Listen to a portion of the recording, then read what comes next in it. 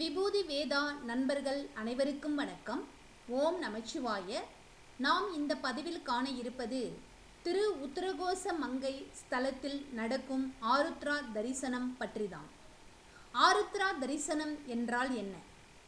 பிறப்பே எடுக்காத சிவபெருமானுக்கு உரிய நட்சத்திரம் திருவாதிரை என்கிறார்களே எப்படி? ஆதியும் அந்தமும் இல்லாத பரம்பொருளுக்கு உரிய நட்சத்திரம் திருவாதிரை. ஆர்த்ரா திருவாதிரை, ஆஸ்லேஷா ஆயில்யம், அனுராதா அனுஷம், ஜேஷ்டா கேட்டை, தனிஷ்டா அவிட்டம், புனர்வசு புனர்பூசம். மார்கழி மாத திருவாதிரை நட்சத்திர நாளில் எல்லா சிவாலயங்களில் ஆருத்ரா தரிசனம் சிறப்பாக நடைபெறும். ராமனுக்கு ஜென்ம நட்சத்திரம் புனர்பூசம், பரதனுக்கு பூசம், லக்ஷ்மணனுக்கு ஆயில்யம், சத்ருகனுக்கு மகம், கிருஷ்ணனுக்கு ரோகிணி, முருகனுக்கு விசாகம். இவையாவும் இவர்கள் பிறந்த நட்சத்திரங்கள். பூர்வ பல்குனி பூரம், உத்திர பல்குனி உத்திரம், பூர்வாஷாடா பூராடம், பூர்வபத்ரா புரட்டாதி, உத்திரபத்ரா உத்திரட்டாதி. இவைகள் எல்லாம் தமிழ் நட்சத்திரங்களுக்கு சொல்லப்படும் வடமொழி பெயர்களாகும். தமிழ் மொழியில் திருவாதிரை என்று கூறப்படும் நட்சத்திரத்திற்கு வடமொழியில் ஆர்த்ரா என்று பெயர். இதுவே ஆருத்ரா எனப்படுகிறது. ஆனால் பிறப்பே எடுக்காத சிவபெருமானுக்கு பிறந்த நட்சத்திரம் திருவாதிரை என்கிறார்களே. பிரவா யாக்கை பெற்றோன் பெரியோன் என்ற சங்க இலக்கியமான சிலப்பதிகாரம் அந்த ஈசனை பற்றி குறிக்கிறது. சிவபெருமானின் நட்சத்திரம் திருவாதிரை ஆனது பற்றி புராண செய்திகள் உள்ளன. சேந்தனார் வீட்டுக்கு களி உண்ண நரராச பெருமான் வந்த அந்த தினம் ஒரு மார்கழி மாத திருவாதிரை நாள். இதை உணர்த்தும் வகையில் இன்றும் ஆதிரை நாளில் தில்லை நடராச பெருமானுக்கு களி படைக்கப்படுகிறது. இதனால் சிவபெருமானின் நட்சத்திரம் திருவாதிரை ஆனது.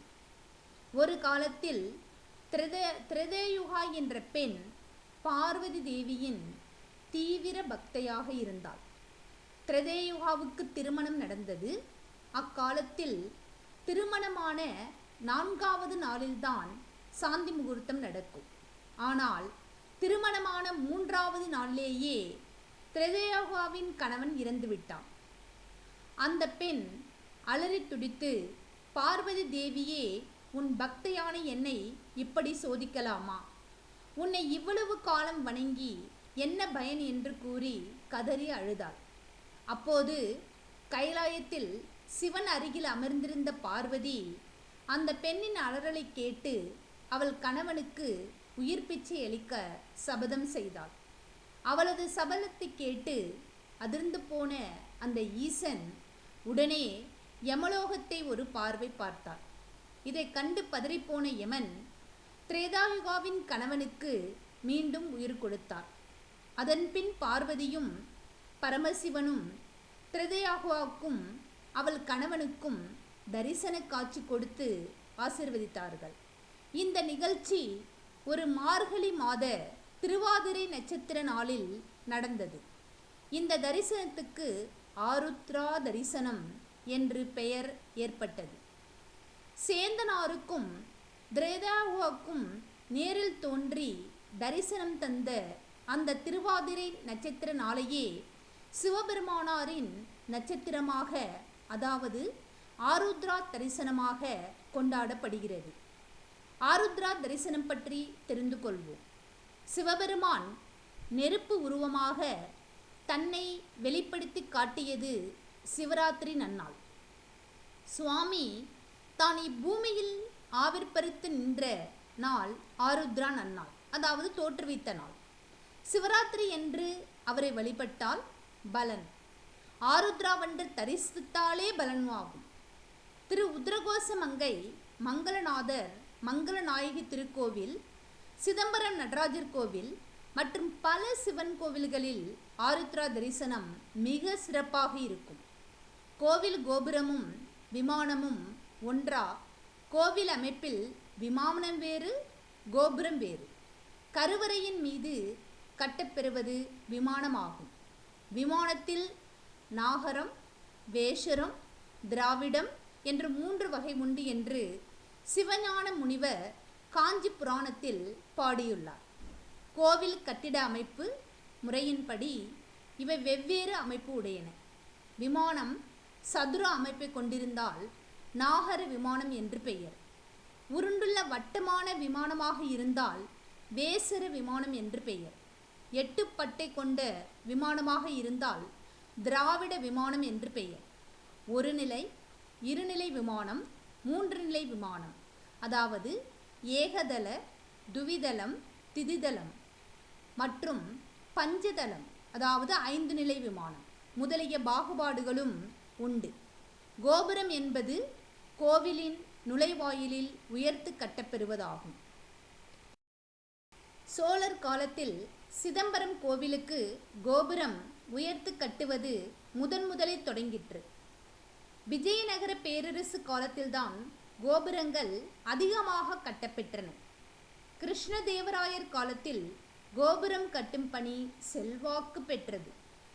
அதனால் முன்பகுதியில் உயர்த்து கட்டப்பெறும் கோபுரத்திற்கு ராய கோபுரம் என்றும் பெயர் வழங்கலாயிற்று. ராசகோபுரம் என்றும் வழங்கப்பெறும். திருவண்ணாமலை கோவில், மதுரை மீனாட்சியம்மன் கோவில் முதலிய இடங்களில் 4 திசைகளிலும் கோபுரங்கள் உள்ளன. 5 நிலை, 7 நிலை, 9 நிலை, 11 நிலை என்ற நிலையில் கோபுரங்கள் உயர்ந்தன. கோபுரங்கள் அகன்று நீள் சதுரமாக அமைந்திருக்கும். மேலே செல்ல செல்ல அளவு குறைந்து கொண்டே சென்று உச்சியில் கலசங்கள் அமைக்கப்பட்டிருக்கும். எத்தனை நிலை உண்டோ அத்தனை கலசங்கள் உச்சியில் அமைந்திருக்கும். கோபுரம் உயர்ந்து கட்டும்போது அதன் கணத்தை தாங்குவதற்கு ஏற்ப அடிப்பகுதியில் ஆழமாக குழி எடுத்து மணல் பரப்பி அதன் மேல் கட்டுவதே பண்டைய முறையாகும். அவ்வாறு கட்டப்பட்ட அடிநிலையின் மீதே தற்காலத்தில் மிக உயர்த்தி அவிநாசியிலும் திருவரங்கத்திலும் கோபுரங்கள் கட்டப்பெற்றன. தற்காலத்தில் விமானம், கோபுரம் வேறுபாடு தெரியாமல் அனைத்தையும் கோபுரம் என்றே அழைக்கின்றனர். கருவறையின் மீது அமைந்திருப்பது விமானம். கோவிலின் நுழைவாயிலில் உயர்த்து கட்டப்பெறுவது கோபுரம்.